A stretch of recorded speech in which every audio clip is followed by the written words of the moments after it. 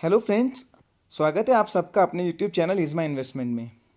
आज आलोक इंडस्ट्रीज़ के शेयर में फिर से सुबह मॉर्निंग के सेशन में खुलने के बाद थोड़ा ट्रेडिंग हुआ और 5 करोड़ की भारी भरकम वॉल्यूम दोनों एक्सचेंजेस पर ट्रेड हुई। उसके बाद अपर सर्किट फिर कंटिन्यू हुआ और दोनों एक्सचेंजेस पे काफ़ी बाइंग ऑर्डर पेंडिंग थे। फ्रेंड्स, जब भी कोई शेयर अपने लोअर लेवल से काफ़ी बढ़ जाता है तो उस स्टॉक के बारे में दोनों ही तरह की निगेटिव और पॉजिटिव काफ़ी अफवाहें उड़ने लग जाती हैं। काफ़ी लोग कहने लग जाते हैं ऑपरेटर का गेम है, निकल जाओ, ये तो सिंगल डिजिट में आ जाएगा। इस तरह की बातें उठने लग जाती हैं, तो 500 हो जाएगा, ये 1000 हो जाएगा। आज इस वीडियो में हम आपको बताएंगे कि आलोक इंडस्ट्रीज़ की फेयर वैल्यू क्या हो सकती है, क्या सच और क्या झूठ इस स्टॉक के बारे में फैलाया जा रहा है। हर पॉइंट पे आज हम डिटेल में बात करने वाले हैं। आज मॉर्निंग के सेशन में सर्किट ब्रेक हुआ। 4.5 करोड़ से ज़्यादा 4.8 करोड़ ज़्यादा शेयर दोनों एक्सचेंजेस पर ट्रेड हुए हैं। बीएससी पर ही 4.75 करोड़ के आसपास के शेयर्स की ट्रेडिंग हुई है, क्योंकि वहाँ 2-3 रुपये का आर्बिट्राज है, ज़्यादा वॉल्यूम बीएससी पर ही रहती है। मैं देख रहा था फ्रेंड्स, मॉर्निंग सेशन में स्टॉक थोड़ा सा नीचे भी गया। बाइंग इंटरेस्ट इतना ज़्यादा था कि उसके कुछ टाइम बाद ही सर्किट लग गया और फिर पूरा दिन सर्किट पे ही स्टॉक रहा और 1 करोड़ से ज़्यादा ऑर्डर दोनों एक्सचेंजेस पर पेंडिंग थे। जब से ये पीपीई की किट की न्यूज़ आई है कि कंपनी पीपीई किट मैन्युफैक्चरिंग के बिजनेस में आ गई है और इन्होंने सिलवासा प्लांट को पूरी तरह से पीपीई किट मैन्युफैक्चरिंग में कन्वर्ट कर दिया है, वहाँ से लोअर लेवल से ये स्टॉक जो है लगभग 15 गुना बढ़ चुका है। फ्रेंड्स, जब भी आप कोई इस तरह का स्टॉक खरीद रहे हैं जो बहुत ज़्यादा बढ़ चुका है, तो उस स्टॉक के बारे में आपको फैक्ट्स जानना बहुत ही ज़रूरी है, दोनों ही चीज़ों के लिए। अगर आपको नहीं पता होगा रियल फैक्ट्स क्या है, रियल वैल्यू क्या है, तो ऐसा हो सकता है कि आप उसको कम रेट में बेच दें, फिर आपको रिग्रेट हो, स्टॉक वहाँ से बहुत ज़्यादा बढ़ जाए। ऐसा भी हो सकता है कि आपको लगे कि नहीं, ये तो बहुत ऊपर चला जाएगा, आपने काफ़ी अच्छे प्रॉफिट के बाद भी नहीं बेचा और स्टॉक वहाँ से थोड़ा नीचे आ गया है, काफ़ी नीचे आ जाता है। आज हम बात करते हैं स्टॉक के वैल्यूएशंस आने वाले टाइम में किस तरह से चेंज होने वाले हैं। इस स्टॉक में रिटेल इन्वेस्टर का भारी भरकम इंटरेस्ट है। कितनी भी वॉल्यूम ट्रेड हो, रिटेल इन्वेस्टर हर रेट पे स्टॉक भर भर के लेने के लिए तैयार है। उसका सबसे बड़ा रीज़न ये है कि काफ़ी जो है ट्रेडर्स और इन्वेस्टर्स को ये लगता है कि ये स्टॉक यहाँ से काफ़ी बड़ा लेवल जो कि 500 रुपये तक के हो सकते हैं वो दिखा सकता है।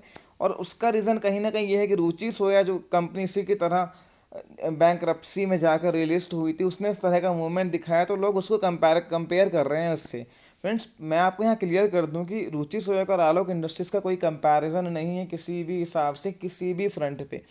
अगर आप इस एंटिसिपेशन में सोच रहे हैं कि रुचि सोया 1000 रुपये 1500 रुपये का ये भी जाएगा, ये कंपैरिजन समाव गलत है। ये स्टॉक अगर 500 रुपये जाता भी है तो उसके अलग रीज़न होंगे, उसका ये रीज़न नहीं होगा कि रुचि सोया गया है। तो किसी भी दो स्टॉक का यहाँ पर कोई कंपैरिजन नहीं है, पहले इस बात को समझ लीजिए। कंपनी जो है सिलवासा प्लांट में 1 लाख से ज़्यादा पीपीई किट मैन्युफैक्चरिंग कर रही है। इसके फाइनेंशियल्स आने वाले टाइम में कैसे रह सकते हैं उसकी मैं बात कर रहा हूँ। 650 रुपये पर पीस जो है किट को सेल कर रही है। इंडिया में एक्सपोर्ट की भी मंजूरी मिल गई है, काफ़ी बड़े एक्सपोर्ट के ऑर्डर्स भी इनके पास है। वहाँ पर जो है प्राइस थोड़े इससे ज़्यादा हो सकते हैं, मार्जिनस भी इम्प्रूव होंगे। अगर 1 लाख पर पीस की हम बात करें, कैपेसिटी अब बढ़ भी गई होगी, हाउएवर ऑफिशियल इन्फॉर्मेशन ऐसी कुछ भी नहीं है। तो ये मान के चलिए कि लास्ट क्वार्टर में इसकी जो सेल है वो 900 करोड़ के आसपास की है, पूरे साल की जो सेल है वो 3300 करोड़ के आसपास की है। तो ये मान के चलिए जो उसकी क्वार्टरली सेल्स है वो पीपी किट मैन्युफैक्चरिंग में ही कंपनी निकाल लेगी, इवन उससे ज़्यादा निकाल लेगी। कैपेसिटी बढ़ती है, एक्सपोर्ट करते हैं, तो अच्छी खासी सेल्स वहाँ से ये जनरेट कर सकते हैं 1000 करोड़ के आसपास की। तो जो इनकी क्वार्टरली सेल्स पिछले क्वार्टर्स की है उससे ज़्यादा सेल्स ये खाली पीपी किट के बिजनेस से ही निकाल सकते हैं। FY20 की जो उसकी एक्सपेक्टेड सेल है, हाउएवर Q4 के रिजल्ट नहीं आए हैं, वो 3500 करोड़ के आसपास की टीटीएम सेल है एक्सपेक्टेड पूरे साल की। और इससे ज़्यादा सेल्स के शायद पीपी किट के बिजनेस से आगे पूरे साल में निकाल लेंगे। देखना होगा डिमांड कैसी है, अभी तो कोरोना की वजह से डिमांड बहुत ज़्यादा है। कंपनी की जो सेल्स है 2015 में कभी वो 22,000 करोड़ हुआ करती थी, जो घट के अब सिर्फ 3500 करोड़ रह गई है पुअर मैनेजमेंट की वजह से। तो ऐसा नहीं है कि कंपनी में कोई ग्रोथ अपॉर्चुनिटीज़ नहीं है, रिलायंस आया, एफिशिएंट मैनेजमेंट है, तो कोर बिजनेस भी आने वाला टाइम में ग्रो कर सकता है। ₹58.50 जो उसका आज की क्लोजिंग है, वहाँ पे इसकी मार्केट कैपिटल 12,324 करोड़ के आसपास बैठती है। फ्रेंड्स, कुछ फिगर्स मैं आपको समझाना चाहता हूँ, उसको बहुत ध्यान से समझिए। काफ़ी सारी जगह इस तरह की बातें हो रही हैं कि इस कंपनी का जो ईपीएस है वो ₹25, ₹30, ₹40 है। 5, 6, 10 का भी पीई अगर देते हैं तो ये जो है कंपनी 500 रुपये पहुंच जाएगी। कंपनी जो है फ्रेंड्स, आप ध्यान से देखिए, मैंने आपके लिए रेड कलर से हाईलाइट किया हुआ है, कंपनी काफ़ी टाइम से लॉस में है। ये जो प्रॉफिट आपको दिख रहा है ये वन टाइम गेन है, this is not operational performance.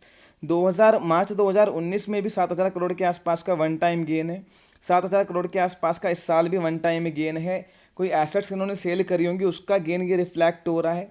यहाँ पर जो रेजोल्यूशन प्रोसेस पूरा हुआ है उसका जो इफेक्ट है वो बैलेंस P&L में रिफ्लेक्ट हो रहा है। इसकी वजह से एक्सेप्शनल गेन है, जिसकी वजह से जो इसका नेट प्रॉफिट बढ़ के आ रहा है और एपीएस ₹25, ₹30, ₹40 दिखा रहा है। तो ये ऑपरेशनल परफॉर्मेंस नहीं है, इसके बेस पे आप इस कंपनी को वैल्यूएशन को जज मत करिए।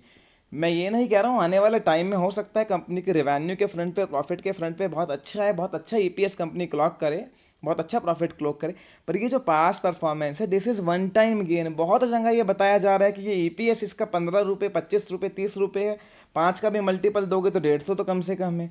इन अफवाहों को आप ध्यान रखिए। स्टॉक ऊपर जाए अच्छी बात है, पर आपको फैक्ट जरूर पता होना चाहिए। तो इस ईपीएस से आप इसकी ऑपरेशनल परफॉर्मेंस नहीं निकाल सकते, this is one time gain. Operationally तो कंपनी मोर ओवर लॉस में ही है, इस बात को समझिए। जो टॉप के इसके पीयर्स हैं टेक्सटाइल कंपनीज, उनके साथ मैंने इनका थोड़ा कंपैरिजन किया है यहाँ पे। सिंस जो आलोक इंडस्ट्रीज़ के जो नंबर्स हमारे पास हैं उनमें सारा एडजस्टमेंट है, तो ईपीएस पीई के बेसिस पे कंपैरिजन करना कोई फेयर कंपैरिजन नहीं होगा। सेल्स टू मार्केट कैपिटल एक अच्छा यहाँ पर पैरामीटर है जहाँ पर हम कंपेयर कर सकते हैं। आलोक इंडस्ट्रीज़ की जो FY20 की सेल है एक्सपेक्टेड वो 3500 करोड़ के आसपास आएगी और आज के हिसाब से 12,500 करोड़ उसकी मार्केट कैपिटल है। बॉम्बे डाइंग 1800 करोड़ के आसपास की सेल से मार्केट कैपिटल 1500 करोड़ है। सियाराम की सेल 1700 करोड़ रुपए, मार्केट कैपिटल 622 करोड़ है। रेमंड की मार्केट कैपिटल 1840 करोड़ है, सेल्स 6500 करोड़ है। आप देख सकते हैं कि इन पीयर्स के कंपैरिजन में आलोक इंडस्ट्रीज का शेयर करंट सीएमपी पे काफ़ी एक्सपेंसिव दिखता है।